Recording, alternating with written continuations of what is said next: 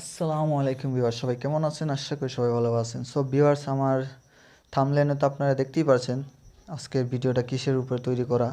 So আপনারা কিভাবে Eid special design করে পুরা ঈদের জন্য স্পেশাল পোস্টার ডিজাইন তৈরি করতে পারবেন সেটার বিষয় A to Z আপনাদেরকে দেখাবো।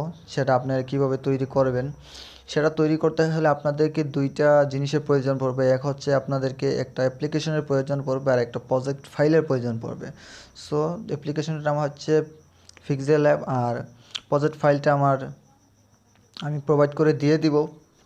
আপনারা এখান থেকে ডেসক্রিপশন বক্সের থেকে আপনারা নিয়ে নিতে পারবেন। সো আপনারা কাজে চলে যাই।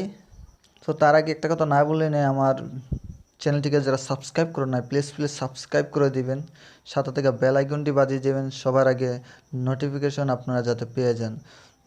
সো চলেন শুরু করে ফেলি।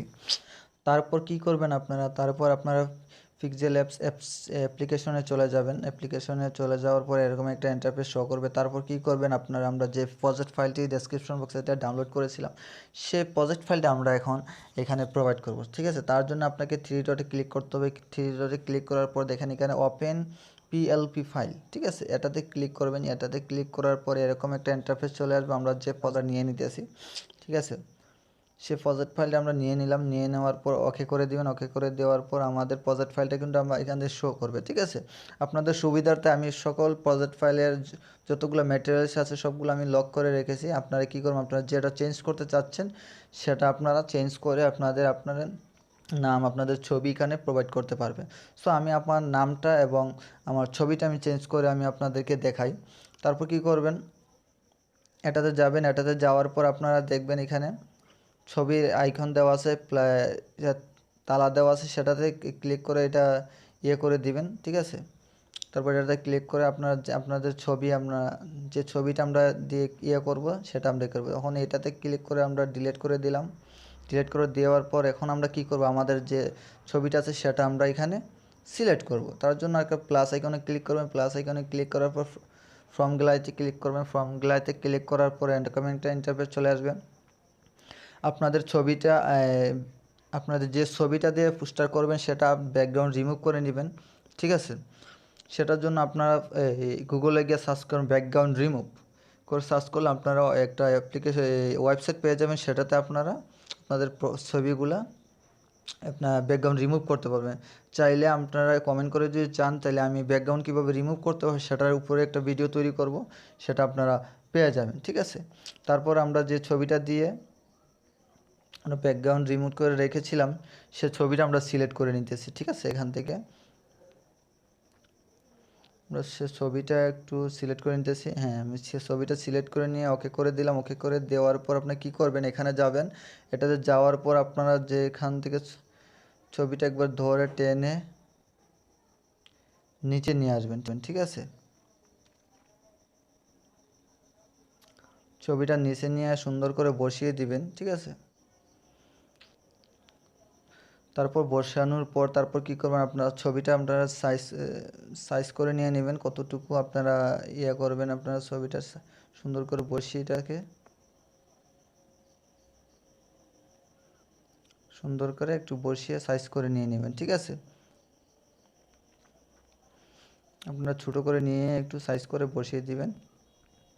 আমি আমার ছবিটা এখানে বসাই দিছি। ঠিক আছে, আমার ছবিটা বসানোর কাজ শেষ। তারপর কী করবেন, এখানে যাবেন। এখানে যাওয়ার পর আবার ছবিটাতে উপরে ক্লিক করে এখানে লক করে দেবেন। তাহলে আপনার ছবিটা আর এখান থেকে এদিক সেদিক হবে না, মানে লরচর হবে না। তারপর কি করবেন, আবার এখানে যাবেন। আপনার যে নামটা চেঞ্জ করবেন, আপনার এখানে দেখেন আমার নাম দেওয়া আছে, সেই নামটাতে আমি ক্লিক করে আনলক করা আছে, সেটা আমি নামটাতে ক্লিক করে আমার নামটা পরিবর্তন করে নিতেছি। আপনার নাম পরিবর্তন করতে হলে আপনার এখানে পেন্সিল আইকনে ক্লিক করবেন। তারপরে পেন্সিলের উপরে ক্লিক করে এখান থেকে আপনারা চাইলে আপনার নামটা সুন্দর করে আপনারা বসিয়ে দিতে পারেন। ঠিক আছে, আমি আমার নামটা আবার আমি দিয়ে দিতেছি।